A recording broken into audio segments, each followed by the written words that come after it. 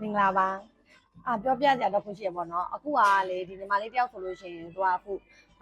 သပင်လောက်ထားရမောင်းလောက်ထား2လလောက်ပဲရှိသေးတယ်ဒါပေမဲ့သူ့ရဲ့ဒီအရင်းနေမှာဆိုလို့ရှိရင်ဆေးရမ်းကျွန်းပြီးတော့မှဆေးထိတာတော့စံသားကတော့အဲ့လိုမျိုးပေါ့ကျိုးနေရပါတော့အရင်းမှာဒီစံသားသပင်အရမ်းနာနေပြီးတော့ပြောချင်တာတော့စံသားကိုဒီ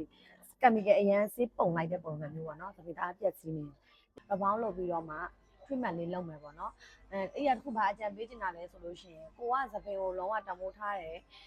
နည်းနည်းသိရမလားပျက်စီးမှကြောက်တယ်ဆိုလို့ရှိရင်တေးသေးချာချာလေးကိုလုံးမဲ့ဒီဇိုင်နာနဲ့တေးသေးချာလေးတိုင်ပင်ပြီးတော့မှတေးသေးချာချာလေးလုပ်စေချင်တယ်ပေါ့နော်သူဆိုလို့ရှိရင်သူဒီသပင်အရန်ကျိုးသွားတော့သူတော်တော်လေးမှစိတ်ညစ်တာသပင်ကသိရမလားဘလို့ဖြစ်လဲဆိုအဲ့နေရာကြာရင်ဘာဖြစ်တာလဲဆိုလို့ရှိရင်ဟိုဖီးပါများလို့ရှိရင်အဲ့ကျိုးထားတဲ့နေရာတွေပြတ်ထွက်တာ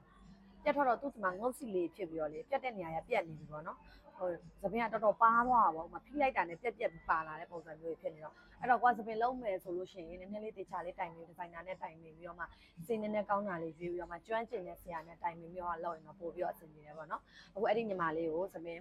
treatment လေးလည်းယူပေးမယ်ပြီးတော့ rubber ဟိုမှာ chemical နဲတာလေးလုပ်ပေးပြီးတော့မှ color လေးနည်းနည်းပြန်ချင်ပြီးပေါ့နော်အဲ့ကြည့်ပေးအောင်နော်